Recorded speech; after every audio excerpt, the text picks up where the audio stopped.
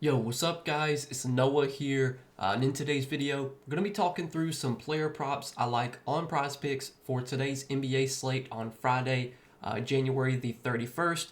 We've got 7 games on Friday night, guys, and I've got some early player props I do like for this slate, taking a first look at the board on Thursday night, recording this video the night before. We do already have props up for 6 of the 7 games today, so pretty much like most of the board is posted right now. Was able to find 3 early plays that I did like, and as always, we're going to break down these plays. We're going to share why I like them. Now, before we do get started, make sure you guys hit that like button down below. If you do enjoy these Prizepicks videos, make sure to hit that subscribe button as well. And if you guys are new to the channel, and if you are new to Prizepicks, go sign up for Prizepicks. Use that promo code NOAH when you do. And when you sign up for Prizepicks with my promo code, place your first lineup, you'll get $50 in promo funds instantly added to your account. So be sure check out Prizepicks if you have not yet. And also, I want to shout out Sleeper because we do have a partnership with Sleeper as well. You guys can sign up for Sleeper. Use promo code NOAH over there. And when you play your first $5 lineup, you'll get $55 worth of free lineups. So this is a new promo Sleeper's doing. Play $5, get $55. This replaces their 100% deposit match that they used to do, where you deposit 50, they'd match that, they give you an additional 50. You deposit 100, they give you an additional 100. With this promo, you don't have to deposit a bunch of money. You can put in the minimum and still get $55 worth of free lineups. You'll get access to that once you play your first $5 lineup. So make sure to go check out Sleeper, guys. Download their app and use promo code NOAH so that way you do get access to this promo on Sleeper, which is available again for all new users. Also, Sleeper does do a lot of discounts on projections throughout the week. They're always doing discounts, giving out free squares as well. And if you're a new user, you will get a free square added to your account that you can use towards any lineup. So that's another bonus to sign up for Sleeper. But let's go ahead and talk about the props that I do like for this slate on Friday. Now, I want to recap our plays from Thursday before we go over today's plays. So we gave out 2 picks Thursday. Unfortunately, we went 1-1, so we hit one, but we missed one. The one play that did hit was Jackson Hayes over 7 rebounds. Like that play a lot. We kind of talked about why I like that play with Anthony Davis out. Hayes had a really good rebounding game, finished up with I think 10 or 11 rebounds. Went over I think like early in the third quarter. Unfortunately, the play that missed was Isaiah Collier over 21 fantasy points. And Collier played 30 minutes. Would have felt very good about him going over that fantasy point line. If you told me he played 30 minutes. But what killed him is he had 4 turnovers. He had 11 points. I'm looking at his stat line right now. He had 11 points, 2 rebounds, and 7 assists. But he had 4 turnovers. He had no steals and no blocks. So that was Collier had like one of the worst games possible that he could have for fantasy. To finish, the fact that he had 20 PRA and finished with less fantasy points than PRA is crazy. It was the 4 turnovers and then no stocks. If a guy has that many turnovers, sometimes they can make up for it if they can get a steal or a block or maybe 2. But Collier got no stocks, had 4 turnovers. Bad fantasy game, finished with like 20 fantasy points. We needed 21. Felt really good about that play though. Definitely would bet it again in that scenario. If you told me Collier played 30 minutes, I would have felt very good about him going over that fantasy point line. But the 4 turnovers were killer. So it is what it is. We move on to Friday, guys. We still hit 11 out of our last 13 picks that we've given out on this YouTube channel. So still been on a really good run. Let's try and get back on track here, though. See if we can go 3-0 on these 3 plays for Friday. So first prop that I do like for Friday is going to be a first half prop. So on Prizepicks, you can take whether you think a player is going to go over or under a certain projection in the first half. Basically, Prizepicks just cuts their projection in half, and then they offer that for first half.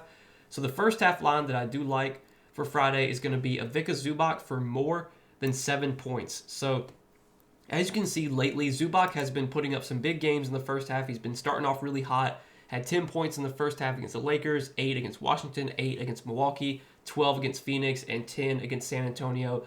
The reason I like this prop on Zubac, not only is it a really good matchup here against Charlotte, Charlotte has historically been a pretty good matchup for centers. They've just never really had a good defensive center that can protect the rim and kind of limit points to centers. They've always just struggled around the rim, and now they don't have Mark Williams, who's out for this game, so they're going to be trotting out Taj Gibson and Moussa Diabate at center. Neither one of those guys are great defenders by any means. So this Charlotte team, I do expect to really struggle against centers, especially without Mark Williams, and even when Mark Williams is healthy, they still have struggled to defend centers. You look at Charlotte this season; they are top 10 in points allowed to the center position, and they've been even worse as of late over the last 2 weeks. They're top 5 in points allowed to centers, and if you look as of late, Charlotte's been getting killed in the paint, giving up a ton of points in the paint, which is where Zubac's going to get a lot of his scoring, around the rim and in the paint. Over their last 3 games, Charlotte giving up the 4th most points in the paint. So really, really like the spot for Zubac. Like the matchup a lot. The reason I'm going with first half here is because this game does have a really big spread. The Clippers are favored by 14.5, so there's a very good chance this game does blow out. But even if it is a blowout, we know that we're going to get normal minutes from Zubac in the first half as long as he doesn't get into foul trouble. If you look at his game lately, his game logs lately in the first half, he's played 16, 16, 14, 19, and 16 minutes. I think the game he played 14 minutes, he might have gotten into some foul trouble against Milwaukee. Let's see. In that game, I'm going to take a look at his fouls. He had 2 fouls. So, yeah, maybe he picked up those 2 fouls like early in the first quarter. But typically Zubac plays anywhere from like 16 to 18 minutes in the first half. The worry about, if this game's a blowout is, he might not get any run in the fourth quarter. And sometimes if you're taking an over on a player's full game projection, let's say the line is 29.5, they might have 27 going into the third quarter, and then you don't get those extra minutes in the fourth because the game's a blowout or something. So that's why I like first half here. I think there is a lot of blowout risk in this game, but with the first half projection on Zubac, we don't have to worry about that. And I do expect this to be a matchup where Zubac's pretty easily able to score just because Charlotte has been so bad against centers, this season, and especially as of late. They've been really struggling to protect the rim. They're giving up a lot of points in the paint. That's just perfect for Zubac, who relies on scoring around the rim. So we're going to roll with that as our first prop for Friday. Ivica Zubac more than 7 points in the first half. Next prop I like is going to go back to the full game projections. We're going to take an assist prop, and the assist prop that I like is going to be Josh Giddey for more than 6.5 assists. So we've got no Zach LaVine once again for the Bulls here. Without Zach LaVine, that does open up some more minutes and also opens up more usage, just more ball handling opportunity. Zach LaVine is a high usage player. He's a guy that does handle the ball when he's on the floor. So taking him off the floor just going to allow for all these other guys to have the ball in their hands more. And Giddey, when he's on the floor, is someone that can facilitate really well. For what it's worth, if you look at his last 5 games, he's gone over this assist prop in 4 out of 5. Did go under last game without Zach LaVine, but that was a really tough matchup against Boston. That game was also a blowout, and Josh Giddey got no minutes in the fourth quarter. He still played 25 or 26 minutes, though, through 3 quarters. So Giddey was actually on pace to play pretty big minutes last game had it not been a blowout. He got a pretty good stint in the first quarter. He played like 10 minutes in the first quarter. I'm going to pull up the rotations just to check it. So he played, about 10 minutes in the first quarter, and then in the second quarter he played about 6 or 7 minutes. So he was on pace to play about 32 minutes last game. Got a pretty long stint in the third quarter, played about 9.5 minutes, and then he got no run in the fourth because, again, it was a blowout. But he had 6 assists, even only playing 3 quarters last game. You look at the games this season without Zach LaVine, he's played 6 games total without LaVine this season. He's gone over this assist prop in 3 out of those 6, and all the 3 games where he went under, he lost by the hook. He had 6, 6, and 6 assists, and that includes, obviously, last game against Boston, which was without LaVine. So Giddey's shown an ability to facilitate when he's gotten minutes this season. He's shown an ability to facilitate in the games he's played without LaVine, and in the 6 games he's played without LaVine this season, in those games in terms of potential assists, he's had 10, 11, 12, 10, 15, and 11 potential assists. So he's had double-digit potential assist in all 6 games without LaVine this season. His assist percentage goes way up without LaVine. This year, Giddey has like a 31% assist percentage, but when you take LaVine off the floor, it goes up to 37.5%, which is the highest on the team. So, all that makes me like this play a lot on Josh Giddey. Plus, I think the matchup's really good here against Toronto. Toronto, really bad defensive team. They're bottom 5 in defensive rating this season, I do believe. I'm going to take a look at that just to confirm. Not quite bottom 5, they're bottom 6, they're 24th. The Bulls are 25th. Both these teams are pretty bad defensively. This game should be played at a pretty fast pace as well. Both these teams are top 10 in pace. So not only do we have two bad teams defensively going up against each other, we also have two teams that like to push the pace and play fast. That's just going to lead to more opportunities for Giddey to get assists, and he should be able to convert those assists at a higher rate with how Toronto has struggled defensively this year. For what it's worth, Giddey has already faced Toronto once this season, and that was with Zach LaVine out. They played back on December 16th. LaVine was out that game. Josh Giddey played 24 minutes and had 8 assists in 24 minutes. I would expect him to play more than 24 minutes here. I think 26 to 30 minutes is a reasonable projection for him, and he could play more than that. I mean, he was on pace for over 30 minutes last game, but again, got no minutes in the fourth quarter. And it is worth noting that last game, Kobe White was on a minutes restriction. Now, I don't know if Kobe White's going to be on a minutes restriction again, but he is coming back from an injury. They limited him, or they said they were going to limit him to like 25 to 28 minutes. He wound up playing 30 minutes last game. If Kobe White's somewhat limited again, that's obviously just even better for Giddey here. But really like this play on Giddey, like the matchup a lot, and I think his assist rate going up without Zach LaVine's definitely a plus as well.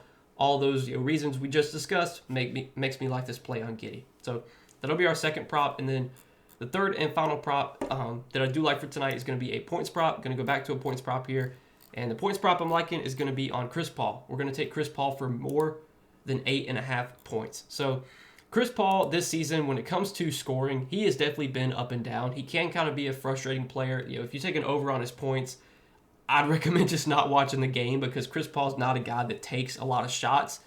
At least like at this point in his career, he's just not that type of player. But when he gets the right matchup, when he gets spots where he can score, he will. And we've seen him have success against teams that struggle to defend guards that give up points to point guards specifically. And that's what this Milwaukee team does. They give up a lot of points to the point guard position. In fact, they're giving up the second most points per game to point guards. And Chris Paul is a guy that he can get to his spots, and he can get to those mid-range jumpers, and that's where he can really make his money. And this is a matchup where he should be able to do that. This Bucks team, specifically Brook Lopez, he plays a lot of drop coverage. He backpedals when he's on defense, and when guards get matched up against, when they get switched on to Brook Lopez, typically they're able to drive at Lopez. Lopez backpedals, and then they can stop on a dime and take their mid-range jumper. And that's what Chris Paul loves to do. He loves taking those mid-range jumpers. He'll shoot some threes as well. He's already faced Milwaukee once this season, had a really good game against them, 18 points, which is a lot for Chris Paul. At this point in his career, he's just not that type of scorer. But he went out and scored 18 points against Milwaukee earlier this season. And if you look at the game, like teams that have struggled to defend point guards, you look at the those teams specifically. It's Cleveland, Milwaukee, Washington, Houston, Utah, Portland. You look at Chris Paul's games against those teams, like I went and looked at him. He's had really good games against like all those teams from a scoring perspective. So he does seem to do pretty well in these matchups against teams that do struggle to defend guards from a scoring perspective. Obviously, Chris Paul not known to be a big-time scorer at this point in his career, but when he gets the right matchup, he can definitely go out there and get double-digit points. I think 9 points is definitely doable here. I mean, we obviously don't need much from Chris Paul to go over this line. Maybe he hits a couple threes.